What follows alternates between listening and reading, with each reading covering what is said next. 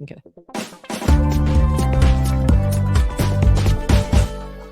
Hey, everybody. Kathy, good to see you. How are Nice you been? to see you I in know. beautiful Los Angeles. We didn't wash away in the flooding. That's awesome. We didn't. Everything is fine. It's bright and sunny, a little cold, but the sky is clear and everything is green, right. so it's really nice, actually. It's awesome. Air feels really clean. I love that. And in the meantime, I was so happy. I was so excited to hear from Harpoon Productions, and they gave us a screener for this new movie coming out. I love that. Not only was it a new screener, it was genre. I love crime genre. It's so good. This is a interesting, and we also love independent filmmaking. Where like Yes. anybody that can make a feature with a minimum amount of money, smallish crew, everybody sort of wears different hats. You Yeah. might be the cameraman, but you might be the director, you might be the actor. Like you're doing a lot of What it different takes. to get it done. I think that's just a love of cinema and love of film. Yep. And this film has that in spades. It's called The Bad Shepherd. Yep. It's going to be on demand, video on demand on February 23rd. And we got an early screener from Harpoon Productions. And we're here to talk about it. Let's talk about it. So I'm predisposed to like films like this because I love, first of all, crime thrillers. And I also love it, that sort of morality tale of people who get in over their heads. They have decisions to make. It's a very shallow grave sort of or a concept. Simple Plan, if you remember that one. Plan, where you find basically the conceit is these hunters are out driving and they find we won't give too much away because I don't want to be too spoilery, but they basically hit a crossroads where they can start making decisions. They can do the right thing or they can do the wrong thing. Now, we all know when you do the wrong thing, there's a price to pay. Right. So I love this sort of, like greed and like whatever. Let's do it. No one will know. That is such a great setup. I mean, I love that idea. Well, there's a couple of things. First, I want to talk about the first, because this happens in the first. Let's talk about the first 5 minutes. So this is not a spoiler. These hunters are, on a back road. They're going to go on a hunting trip. It's 4 guys, weekend hunters, weekend warriors. And they hit a woman, driving the car, and she's just knocked dead. She's kind of in the middle of the road. She's kind of stressed out, injured or something, or something's wrong. Something's wrong. Yeah, and her car is parked on the side of the road. Anyway, so she's dead, and they're freaking out. But they look inside this big duffel bag, and there's piles of money.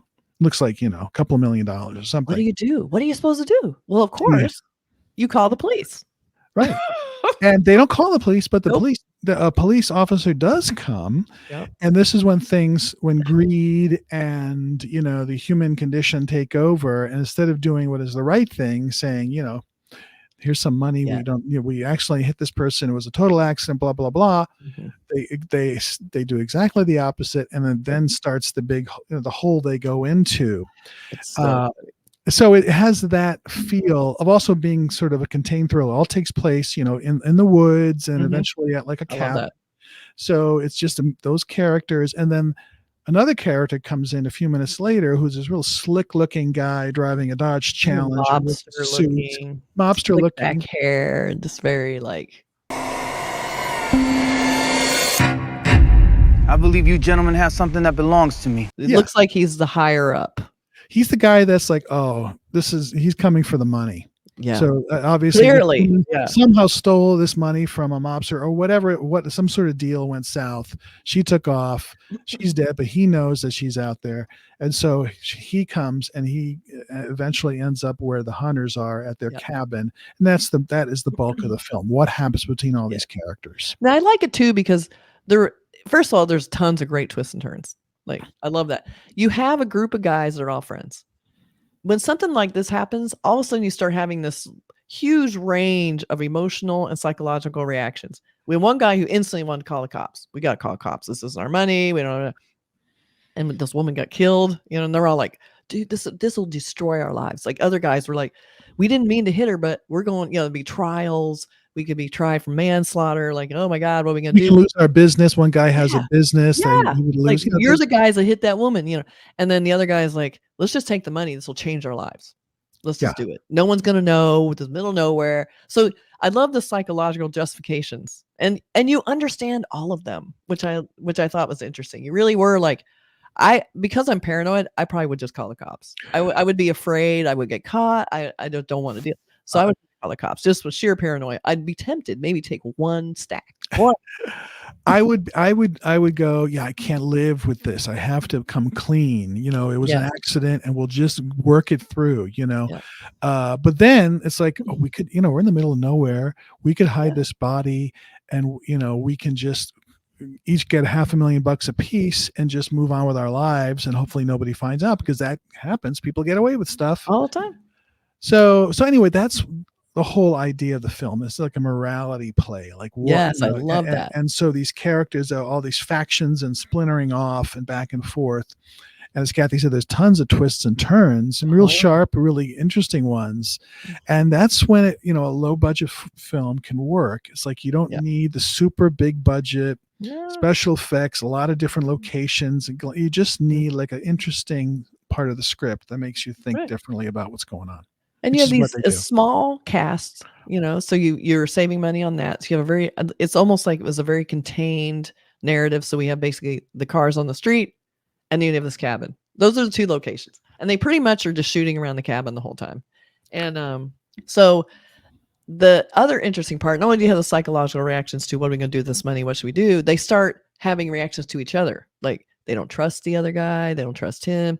It's like all of a sudden there's this kind of stuff coming about, like something that happened in the past to one guy. And they're like, you never told us that. Then all of a sudden everybody's like, can we trust him? And then we're thinking, this guy's going to try and take all the money. What if he takes it all? What if he turns on us? Like all of a sudden everybody starts like having those natural, which I loved, natural psychological reactions. Like, we're all four people. Was it four? It's 4 plus 1. We're like this group of friends who it's always that like there's so many people who know what happened, so you have that many chances of it going bad and someone blowing it, saying something, confessing, having a conscience, and going like you cannot trust everyone else to do what you want them to do. So I love that idea too. So they keep that rolling. Like they start amping up, first of all, the paranoia about what they're about to do, then the actions that they're taking to cover up what they're doing, which gets worse and worse. They just keep digging their grave more and more. Then they stop trusting each other because one guy is kills someone, and then they're like, what? And like it's getting worse. So then they're like, we can't trust this guy. What's he gonna do next? So I love that amping up. So it just gets amped up. And then the whole thing goes crazy at the end. Like it's this complete crazy twist that you're like, what? Yeah. Like I love that because I thought it was enough just straight storytelling as it was, but man, they did not stop there. No, that's a really fun twist. And also there's the jealousies. Like there's one character that slept with the wife of one of the other friends. So there's all that all of a sudden becomes something. Yes. It was suppressed forever. And then of course when everybody's coming clean with stuff and talking about it. And then there's all these sort of, like I said, factions and people, I trust you, but I don't trust him. And this guy's crazy. And this guy's going to talk. So it's all that. And the director who also edited the film, Geo Santini, is also plays plays sort of the mob guy. Yes. So again, it's all that, like we're wearing different hats. I'm going to act, I'm going to direct, I'm going to edit. I'm going to write the thing. I'm going to star in it. Yeah. So you really sense that sort of DIY vibe, but not in a bad way, in the very best way. Like some of the great DIY films, think, Blair Witch Project, three people in the woods basically walking around. You can do a lot with that. And the movie was made for $60,000. This was probably made for a little bit more than that, but probably not a lot more, No, probably not. Because again, like you said, they keep it really tight. The director is going to also act. I don't know if you save money or spend more money doing that. I'm not sure, but I like too that they when they drop him into the movie, you have these scraggly friends. They're not rich. They're in their hunter clothes. They're all they seem like little children when he comes on the scene. He's in a suit and he's all like, you got my money. And they're like, no, we don't. What are you talking about? I know you got my money. And so he's like being the adult in the room in a weird way. So they're getting very threatened. Like he's making me feel bad. I'm so, he wouldn't come out here by himself, would he? Maybe you would. I don't know. There's got to be other people, So they start like flipping out because they're such morons. And he's all like taking complete control of the situation. And he's tied up. Pitting them against each other. Yeah, he's tied up and he says unequivocally, I am going to walk away with this money. Yep. And he's so chill. He's like, and like, But you have the opportunity to give me the money Yep. and walk away, and this is This over. is your chance. You do this, and then you walk away with your lives and just pretend it never happened. But of course, they don't do that. It's like, but some of them are tempted. Like Yeah. they're like, maybe we should. But some people, they're like, you guys are going to ruin it for all of us if we let. So I love that. Like that was really rich and fun to watch. Like I enjoyed it a lot. I mean, it didn't, to me, I didn't even really notice the budget that much because it was such a perfect little small contained, dramatic narrative that really brought the stakes. Yeah. That I wasn't like, there's no big action. There's no big crazy set pieces. No, it's little intimate, brutal moments that I think are almost more effective. Yeah. And I really, really enjoyed it. And I think, lastly, what I said about it, it's like these smaller movies tend to have, it's more actory. Like you're really focusing. A lot of the shots are close in on the actor. You don't have a lot of set pieces. Very intimate.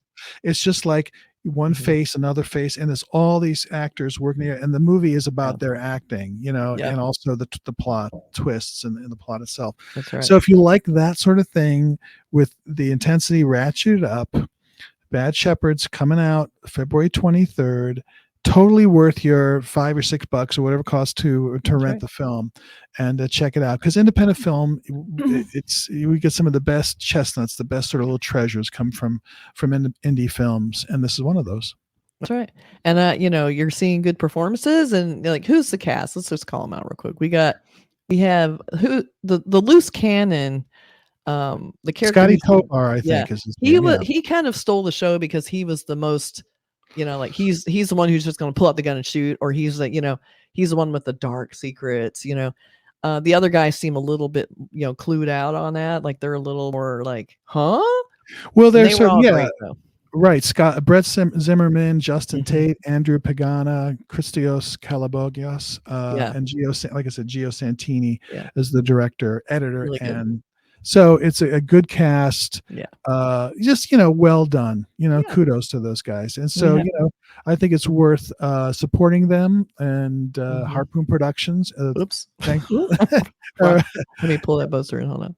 Yeah, let's see the poster. Let's see it. Hold on. And I think there's some other reviews out there, but this is the real one, the one that's worth. This is a good film. So you can edit that. There we go. Here's our poster. All right. So I like this poster. I'm a little confused by the type design because I'm not sure why Shepard's bigger than Bad. I would have made that all justified, but I like the transparent type is cool. I like that they're making that the big title, and you don't really understand the title until you get to the end. Yeah, because I was like, I didn't understand it at all. Like the Bad Shepherd. Survival has a price. That's kind of cool with the blood along the snow there. Yeah, I like that. I guess this is where they're burying the woman, trying to get rid of her body, and then survival has a price. Does it ever? Yeah, it does. It definitely has a price, and I like it too because these movies tend to ask the question of you, like, what would you do? Right. What would you do in any of these, like the beginning situation, the middle situation, the end situation? What would you do? There were so many situations where you could take it. It's like the fork in the road, and then I don't go hunting. I don't go camping. I'd be home at my apartment, watching TV and not involved. I don't know, if you find a big bag of money in front of your house, what would you do? That's true. Yeah, I would call the cops. I would feel like I wouldn't take the money because I feel like someone's going to come looking for that money. There's no way they're not. Well, I found a $20 bill in front of our house, and I put a little note, and on it, like, anybody lose a $20 bill? That's how nobody. What? Can. Are you insane? And so everybody's like, I did. No, nobody. That was my 20. I kept it up for like 10 minutes. I actually found a wallet one time and mailed it back to the address on the driver's license. Beautiful. They never knew. Probably in the mail. They got what? Like, you're a good person. I try. I think I would be the good shepherd. Yes. We wouldn't be involved. But this is about bad shepherds or bad, folks who just took the wrong road. They took the wrong fork so many times. Yeah. So if you're into that kind of movie, definitely check it out. Definitely check it out. Thanks for watching, everybody. We'll see you soon. Bye.